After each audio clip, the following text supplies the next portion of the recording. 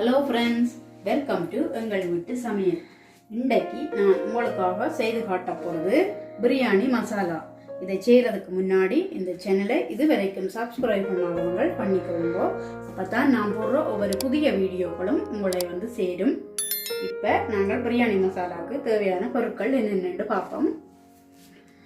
3 பிரியாணி இலை எடுத்திருக்கிறேன், 3 பட்டை, 8 செத்தல் மிளகாய், 10 அன்னாசிப்பூ, 1 மேசைக்கரண்டி மிளகு, 1 மேசைக்கரண்டி கிராம்பு, 2 மேசைக்கரண்டி சின்ன ஜீரகம், 2 மேசைக்கரண்டி சோம்பு, 2 மேசைக்கரண்டி ஏலக்காய், 3 மேசைக்கரண்டி மல்லி. இவ்வளவுதான் பிரியாணி மசாலா செய்யறதுக்கு தேவையான பொருட்கள். இப்போ என்னென்று செய்யலாம் என்று பார்ப்போம். இப்போ நான் ஒரு பாத்திரம் கையில் வச்சிருக்கிறேன்.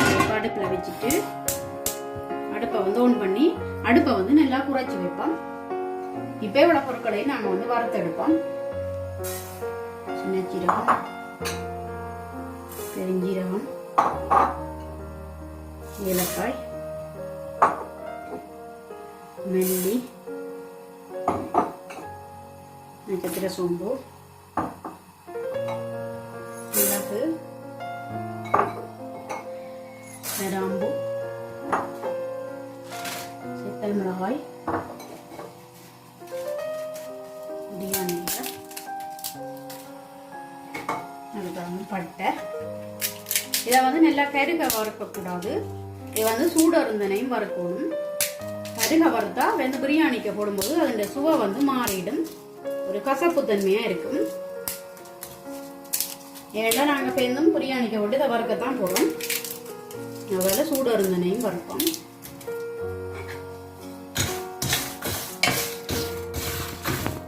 நல்லா வரப்பட்டுடுது. இப்போ இதை நாங்கள் ரட்டி ஆற விடுவோம்.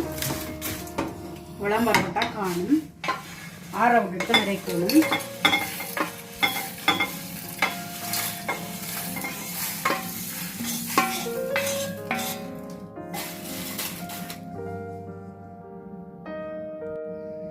இப்போ இந்த கலவை நல்லா ஆறிட்டுது. இதை இப்போ நாங்கள் கொஞ்சம் கொஞ்சமாக போட்டு அரைச்சி எடுப்போம்.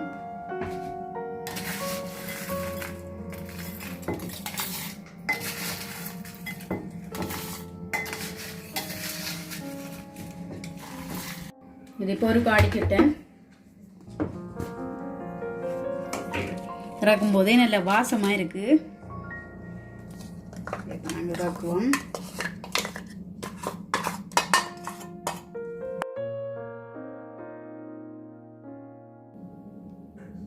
ஓகே ஃப்ரெண்ட்ஸ், இந்த பிரியாணி மசாலா ரொம்ப வாசனையாக தயாராகிட்டுது. இதை நீங்கள் எல்லா விதமான பிரியாணிகளுக்கும் பயன்படுத்தி கொள்ளலாம். இதை ஒரு காத்து புகாத போத்தல்களில் அடைச்சி வச்சு உங்களுக்கு தேவையான நேரத்தில் நீங்கள் பயன்படுத்தி கொள்ளலாம். கண்டிப்பாக நீங்களும் இதை ட்ரை பண்ணி பாருங்க. எப்படி இருக்குன்னு சொல்லி உங்களோட கருத்துக்களை இன்பாக்ஸுக்குள்ளே சொல்லுங்க. இந்த வீடியோ உங்களுக்கு பிடிச்சிருக்குமென்று நினைக்கிறேன். பிடிச்சிருந்தா லைக் பண்ணுங்க, ஷேர் பண்ணுங்க, சப்ஸ்கிரைப் பண்ணுங்க. மறக்காம அந்த பெல் பட்டனையும் பிரஸ் பண்ணிவிடுங்க. நான் உங்களை இன்னும் ஒரு புதிய வீடியோவில் சந்திக்கிறேன். அது வரைக்கும் நன்றி.